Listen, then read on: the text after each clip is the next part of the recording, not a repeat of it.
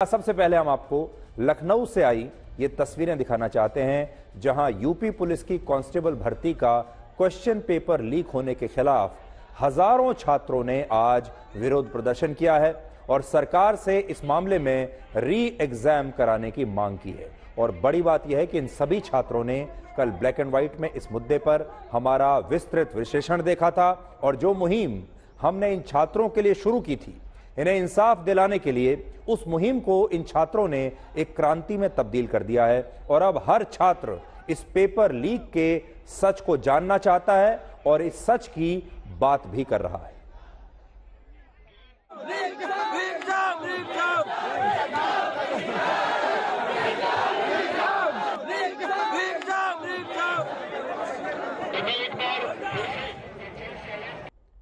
ये विषय कितना गंभीर है इसका अंदाजा आप इसी बात से लगा सकते हैं कि कल हमने आपको जो हैशटैग दिया था, और वो हैशटैग क्या था? वो था हैशटैग पेपर लीक का सच।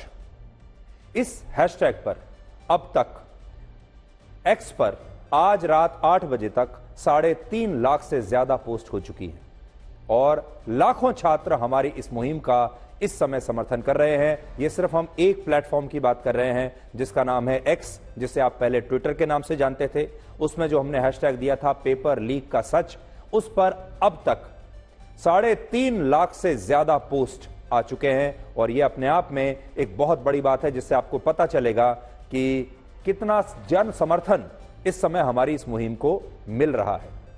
और अगर YouTube की बात करें तो सिर्फ 24 घंटे में YouTube पर हमारे उस वीडियो को 18,21,000 लोग देख चुके हैं और एक्स पर 11,22,000 लोग इसे देख चुके हैं। इंस्टाग्राम पर 34 लाख लोग देख चुके हैं और फेसबुक पर भी बड़ी संख्या में छात्रों ने और उनके परिवारों ने हमारी इस मुहिम का समर्थन किया है। और पिछले 24 घंटों में 1 करोड़ से ज्यादा लोग इस मुहिम से जुड़े हैं और ये एक तरह की नई क्रांति बन गई है जिसे आप युवा क्रांति कह सकते हैं। और बड़ी संख्या में जो छात्र हैं उन्होंने अपने वीडियोस बनाकर भी हमें अपने संदेश भेजे हैं।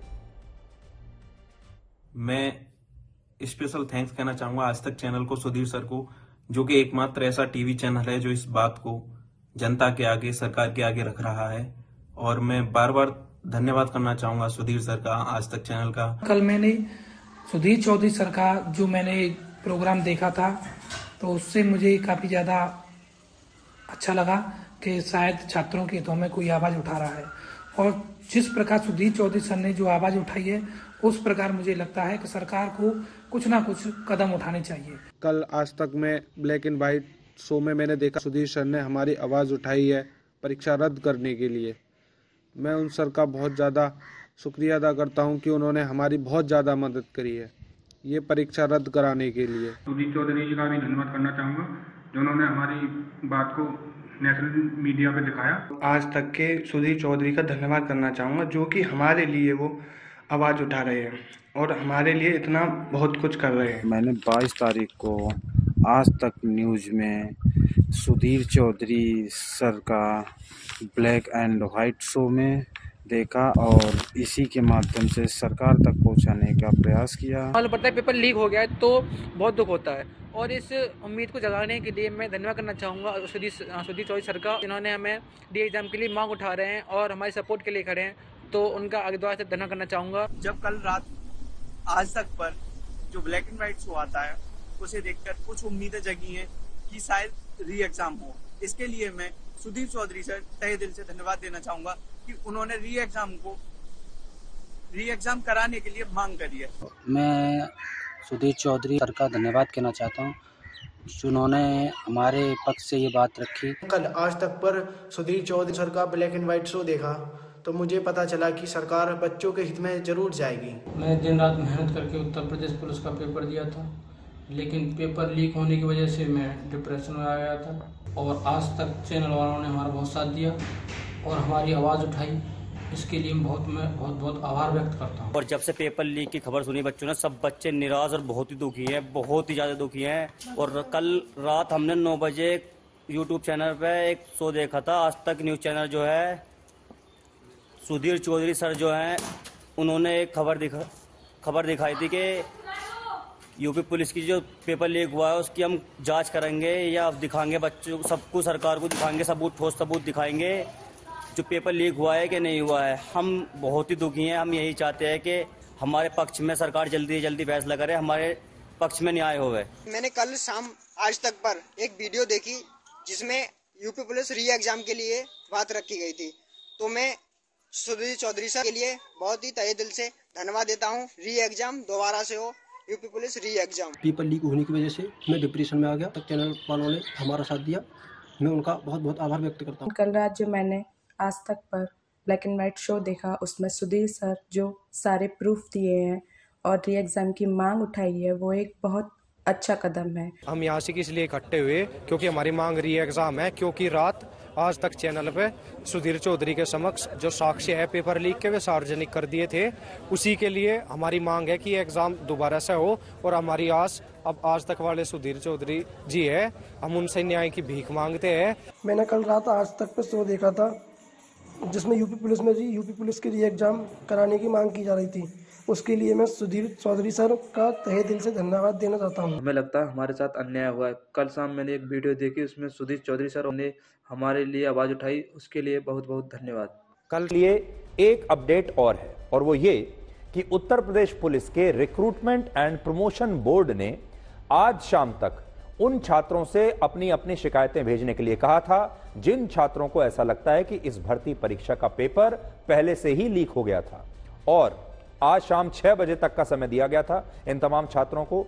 ये ईमेल आईडी दिया गया था, ये उत्तर प्रदेश पुलिस ने ही ये ईमेल आईडी दिया और कहा कि जिस भी छात्र को ऐसा लगता है कि पेपर लीक हुआ है या किसी के पास कोई सबूत है तो आप हमें इस ईमेल आईडी पर भेजिए। और देश में 18 से 35 वर्ष के लगभग 46 करोड़ युवा हैं, 46 करोड़, और एक अनुमान के मुताबिक इनमें से कम 5 करोड़ युवा ऐसे हैं या उससे ज्यादा जिन्होंने सरकारी नौकरियों के लिए तैयारी की है, जो सरकारी नौकरियों के इम्तिहान में बैठते हैं। और इससे आप समझ सकते हैं कि हमारे देश में सरकारी नौकरियों के लिए जबरदस्त भीड़ लगी हुई है, जबरदस्त कंपटीशन है। और इस लंबी चौड़ी भीड़ में कई बार इतनी ज्यादा धक्का मुक्की होती है कि कुछ लोग इन परीक्षाओं का क्वेश्चन पेपर लीक कराकर उस लाइन को तोड़ना चाहते हैं, बेईमानी से पैसा कमाने के बारे में सोचते हैं, बेईमानी से नौकरी पाने के बारे में सोचते हैं। और ये अब हमारे देश में एक बिजनेस मॉडल बन चुका है, और इस बिजनेस मॉडल का कारण है सरकारी नौकरियों के लिए लगने वाली जबरदस्त भीड़। और फिर सिस्टम में जो लोग बैठे हुए हैं वो अपनी मिली भगत से कैसे इससे पैसा कमाते हैं, और बेईमान छात्रों को नौकरी मिल जाती है और ईमानदार और परिश्रमी छात्र एक बार फिर से ऐसे ही लाइन में लगकर वापस अपने घर लौट आते हैं क्योंकि उनका नंबर ही नहीं आता। क्वेश्चन पेपर लीक के ज्यादातर मामलों की कहानी एक जैसी होती है, जिसमें कुछ छात्र बेईमानी से पास होने के लिए पैसा देकर क्वेश्चन पेपर लीक करा लेते हैं, क्वेश्चन पेपर को खरीद लेते हैं। और इस काम में सरकारी अफसरों और कई बार नेताओं की भी मिली भगत होती है। और इस बात को आप उत्तराखंड के एक उदाहरण से समझिए। ये जब मामला हुआ था तब भी हमने ब्लैक एंड व्हाइट में इस मामले को आपके सामने बहुत हाईलाइट किया था, और आज ये किस्सा मैं आपको दोबारा बता रहा हूं। उत्तराखंड में 13 अलग अलग सरकारी विभागों में ग्रुप सी के कुल 916 पदों पर भर्तियां निकाली गई, जिनके लिए 2.5 लाख छात्रों ने आवेदन किया। और दिसंबर 2021 में ये परीक्षाएं हुई और इनके नतीजे भी आ गए। लेकिन जब काफी शिकायतें मिलने के बाद उत्तराखंड की सरकार ने इस भर्ती परीक्षा की जांच कराई तो पता चला कि इन परीक्षाओं का क्वेश्चन पेपर तो पहले ही लीक हो चुका था।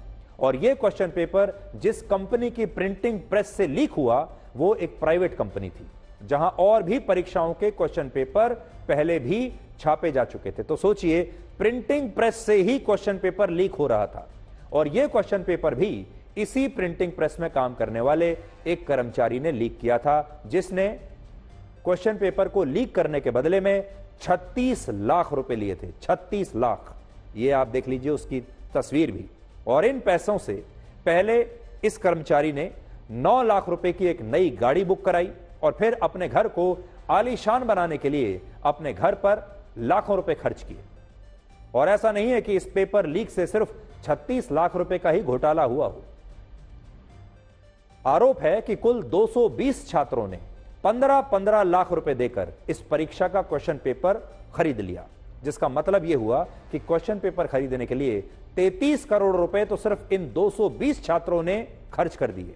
और आपको यकीन नहीं होगा कि 220 छात्रों में से 40 छात्र क्वेश्चन पेपर खरीदने के बावजूद इस परीक्षा में पास नहीं हो पाए। सोचिए कि वो कैसे छात्र होंगे कि क्वेश्चन पेपर खरीद लिया, क्वेश्चन पेपर सामने है, फिर भी पास नहीं हुए, क्योंकि ये वो छात्र थे जो परीक्षा वाले दिन तक सवालों के जवाब याद नहीं कर सके। और यही पेपर लीक का एक बहुत बड़ा कड़वा सच भी है। 0.1% बेईमान छात्रों की वजह से बाकी के 99.9% ईमानदार छात्रों का नुकसान होता है और क्वेश्चन पेपर लीक होने से उनकी सारी मेहनत पर पानी फिर जाता है। और अगर हम आपको इस बेईमानी की लिस्ट दिखाएंगे तो शायद हमारा ये शो खत्म हो जाएगा, लेकिन ये लिस्ट तब भी खत्म नहीं होगी। लेकिन इस बात को आप इन तस्वीरों से आज समझिए जो उत्तर प्रदेश के प्रयागराज से आई है। ये छात्र भी क्वेश्चन पेपर लीक होने के खिलाफ विरोध प्रदर्शन कर रहे हैं, लेकिन ये क्वेश्चन पेपर किसी और परीक्षा का है। ये यूपी पुलिस में कांस्टेबल पद का नहीं है, ये दूसरी परीक्षा है। उत्तर प्रदेश लोक सेवा आयोग ने इसी महीने की 11 तारीख को समीक्षा अधिकारी और सहायक समीक्षा अधिकारी के 411 पदों के लिए भर्ती परीक्षा कराई थी और इस परीक्षा के लिए भी 10,76,000 छात्रों ने आवेदन किया था। सोच लीजिए आप, 411 पद हैं और आवेदन किया है लगभग 11 लाख छात्रों ने। इसका मतलब यह है कि एक नौकरी के लिए, एक पद के लिए 2,861 छात्र कतार में हैं। लेकिन आरोप है कि इस परीक्षा का भी क्वेश्चन पेपर लीक हो गया और अब इन आरोपों की भी जांच एक कमेटी द्वारा की जा रही है।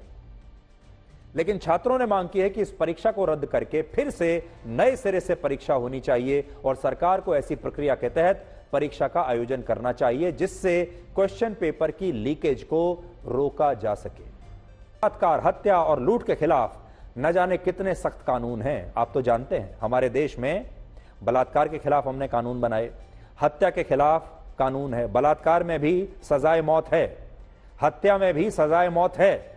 लेकिन क्या आपको लगता है कि यह अपराध इसके बावजूद रुक गए? इसके बावजूद ये तमाम अपराध हर रोज होते हैं और वो लोग इन अपराधों को करते हैं जो जानते हैं कि इन अपराधों की सजा क्या है। इससे यह पता चलता है कि कानून कभी भी किसी समस्या का समाधान नहीं हो सकता। कड़ा कानून कितना भी बना लीजिए, कानून की मदद से सजा तय की जा सकती है, लेकिन वो अपराध हो ही ना, इसके लिए दूसरे तरीके अपनाने की आवश्यकता होती है, जिसमें एक तरीका तो यह है कि लंबे अंतराल के बाद परीक्षाएं एक साथ नहीं होनी चाहिए। तो एक बहुत बड़ी समस्या हमारे देश में यह है, जैसे उत्तर प्रदेश पुलिस का ये जो कांस्टेबल का परीक्षा थी, ये 5 साल के बाद हो रही है। आज हमारा सवाल यह है कि ये परीक्षा हर साल क्यों नहीं कराई? 5 साल का इंतजार क्यों करना पड़ा? हो सकता है सरकार को यह लगा हो कि 2 महीने के बाद चुनाव होने वाला है, चुनाव से ठीक पहले 60,000 नौकरियां निकाल देते हैं, जनता खुश हो जाएगी, युवा खुश हो जाएंगे, इनके परिवार वाले खुश हो जाएंगे। लेकिन हुआ इसका उल्टा। इसलिए आज हम पहली बात तो ये कहना चाहेंगे कि ये परीक्षाएं 5 साल के बाद नहीं होनी चाहिए, 4 साल के बाद नहीं होनी चाहिए। इतना लंबा इंतजार छात्रों को मत करवाइए। ये और अब जो मैं आपको कहानी बताने वाला हूं, ये भारत के उन्हीं छात्रों की कहानी है जिन्हें शायद यहां नौकरी न मिली हो किसी भी वजह से, और उन्होंने सोचा कि अब वो विदेश में जाएंगे और वहां नौकरी करेंगे क्योंकि यही उनके लिए सबसे बड़ा आकर्षण है।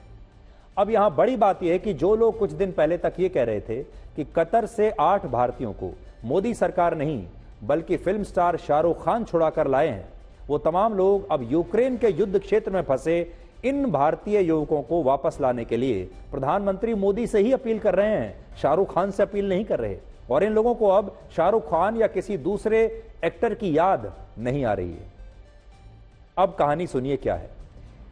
कुल मिलाकर ये 18 लड़के भारत के जम्मू कश्मीर, उत्तर प्रदेश, गुजरात, तेलंगाना और कर्नाटक से हैं, जो नवंबर और दिसंबर 2023 को रशिया गए थे, यानी पिछले ही साल, आप समझ लीजिए 3 महीने पहले रशिया गए हैं। और अभी इनमें से कुछ युवाओं ने अपना वीडियो बनाकर वहां से भेजा है जिसमें वो यूक्रेन के युद्ध क्षेत्र में सेना की यूनिफॉर्म में नजर आ रहे हैं और इन युवाओं का कहना है कि उन्हें यूक्रेन के खिलाफ रशिया की प्राइवेट आर्मी की तरफ से लड़ने के लिए भेजा गया है, जिसे हम कहते हैं, जो प्राइवेट आर्मी है उसका नाम आपने सुना होगा, उसे हम वैगनर ग्रुप कहते हैं। वैगनर एक प्राइवेट आर्मी है और उस आर्मी में हमारे देश के इन युवाओं को लड़ने के लिए आगे भेज दिया गया है। इनमें युद्ध क्षेत्र में फंसे ये सभी वो लड़के हैं जो विदेशों में नौकरी करने के लिए YouTube पर अलग अलग वीडियोस देखते थे और इसी दौरान इन लोगों ने रशिया में नौकरी करने का एक वीडियो देखा जिसे बाबा व्लॉग्स नाम के एक YouTube अकाउंट से अपलोड किया गया था।